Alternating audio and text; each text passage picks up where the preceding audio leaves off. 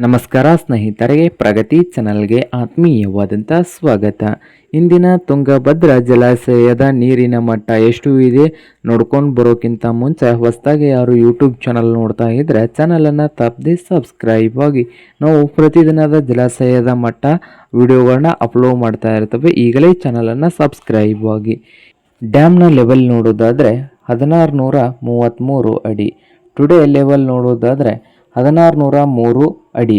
Capacity ನೋಡೋದಾದರೆ 105 TMC. Reservation capacity ಬಂದು 25.77 TMC.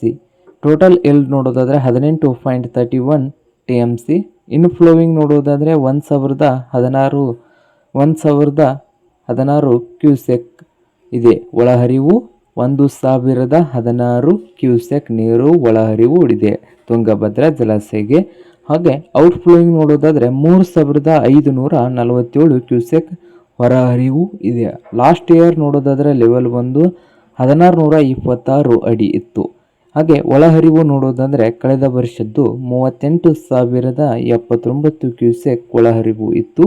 ಹೊರಹರಿವು ನೋಡೋದಾದರೆ 39,009 ಕ್ಯೂಸೆಕ್ ಹೊರಹರಿವು ಕಳೆದ ವರ್ಷ ಡ್ಯಾಮಿಂದು ತುಂಗಭದ್ರಾ ಜಲಾಶಯದು ಇತ್ತು ನೋಡಿ ರೈತರ.